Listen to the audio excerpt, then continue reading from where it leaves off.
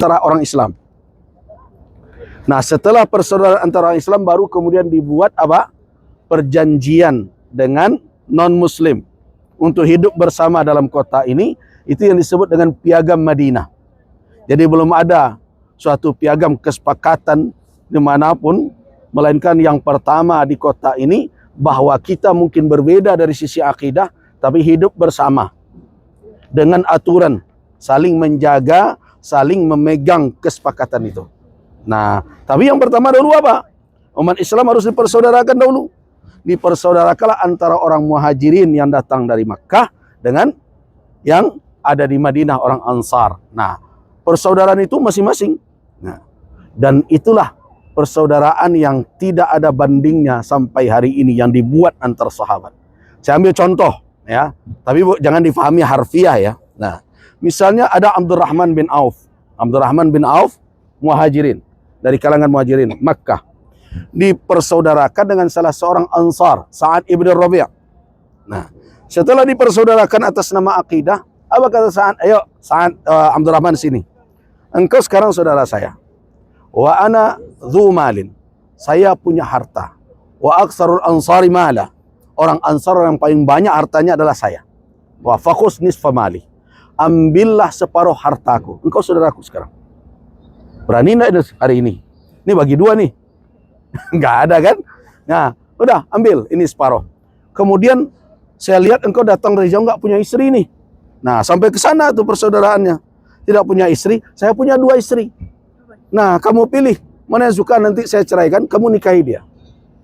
Habis tuh cerita film India cinta-cintaan, nggak ada lagi. Nah, jadi tapi kan yang ditawarkan Abdurrahman bin Auf kan, bukan orang sekarang yang ditawarin. Nah, Abdurrahman bin Auf langsung saya menjawab. Apa kata Abdurrahman? La hajata li fi malika. Saya tidak punya keinginan untuk mendapatkan hartamu. Wa barakallahu fi ahlik. Dan Allah memberkahi keluargamu. Jadi bukan itu yang saya mau sebagai saudara. Saya cuma minta satu saja informasi. Hal min suq, ada enggak pasar? Oh, kata saya Ibn Rabi' ada. Yang paling besar omsetnya, yang paling ramai pasarnya adalah Suq Bani Qainuqa. Adalah pasar orang Yahudi Bani Qainuqa. Nah, antarkan saya ke sana. Akhirnya diantarkan oleh Sa'ad ibn Rabi' ke pasar Bani Qainuqa. Kebetulan Abdurrahman bin Auf ini pedagang.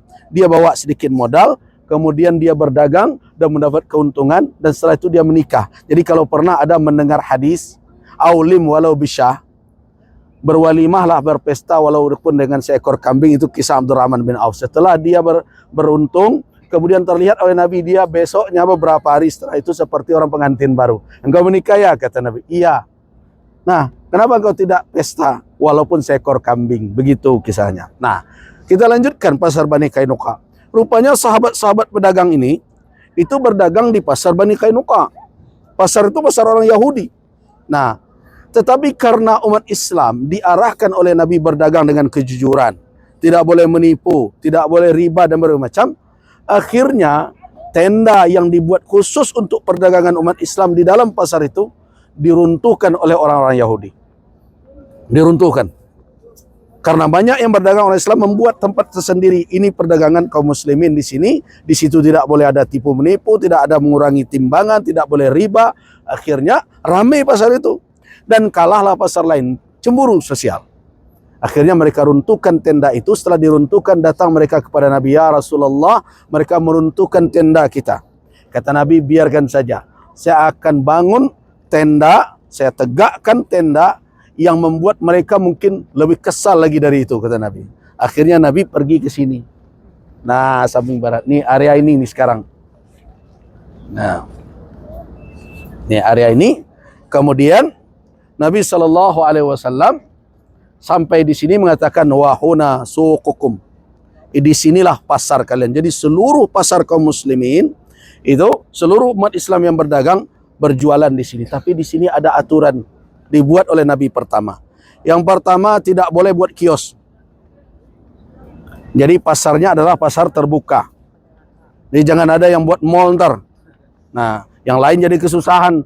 Akhirnya ini Siapa yang punya barang, bawa dari rumahnya, berdagang di sini, berkumpul di sini, jual beli, selesai pasar tutup, angkut lagi barangnya ke rumahnya, barang dagangannya. Itu yang pertama. Yang kedua, tidak boleh riba. Nah, yang penting yang terakhir, yang ketiga, tidak boleh ada pungutan pajak di dalamnya.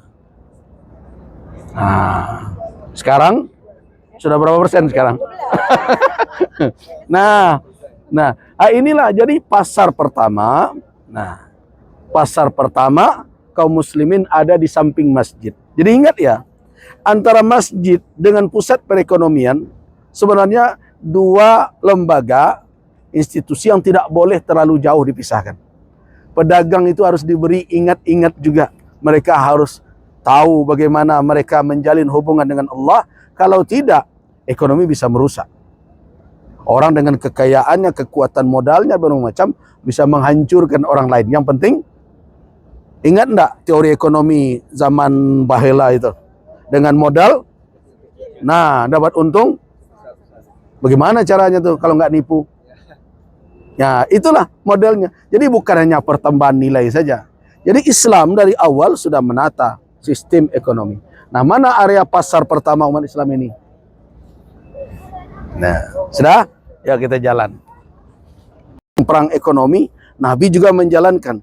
Akhirnya dengan perkembangan itu, pasar ini lebih ramai, dan pasar Bani Qainuqa akhirnya menjadi lengang, sepi. Dan mereka akhirnya marah dan melakukan tindakan pelecehan terhadap seorang wanita muslimah. Jadi ada wanita muslimah berdagang di pasar Bani Qainuqa, pakai jilbab seperti ini, duduk. Mereka ikatkan ujung jilbabnya ke bagian belakang tempat duduknya, sehingga ketika bangkit, terlepas jilbabnya, terbuka auratnya, dan mereka ketawakan. Mereka ketawa rame-rame melihat wanita seperti itu. Akhirnya datang seorang laki-laki muslim membela saudaranya. Ini bukan tidak ada hubungan darah, tapi sesama muslim, muslimah, dia pertahankan. Terjadilah perkelahian. Ketika terjadi perkelahian, akhirnya terbunuh orang Yahudi yang menghina saudara muslimah tadi, tapi akhirnya orang Islam tadi, muslim tadi dikeroyok rame-rame dan meninggal. Nah, ketika meninggal, berarti mereka telah mengkhianati perjanjian piagam Madinah yang sudah ada. Nah, ketika itulah Nabi bangkit, kalau mereka tidak bisa lagi berada di kota Madinah. Kenapa? Karena mereka telah ingkar dengan janji yang telah mereka sepakati sendiri. Akhirnya Bani Qainuqa adalah Yahudi pertama yang terusir dari Madinah karena mengkhianati perjanjian piagam Madinah itu. Jadi sebenarnya sederhana. Kalau kita hidup bersama, sebenarnya apa komitmen yang telah dibangun? Sudah kita sepakati bersama. Nah, itulah negara kita. Makanya saya kan dulu termasuk tim penyusun konsep negara Indonesia menurut Majelis Ulama Indonesia di Kalimantan, di Banjarbaru. Saya salah seorang tim perumus. Nah, negara kita itu namanya Darul Mitsaq, yaitu negara yang dibangun di atas komitmen bersama. Jadi semuanya harus menjaga komitmen itu. Tidak boleh ada yang berkhianat. Kalau ada yang berkhianat, dia harus menerima akibat dari pengkhianatannya. Nah, negara kita sebenarnya tidak ada hambatan untuk menjalankan syariat secara kesepakatannya. Kenapa?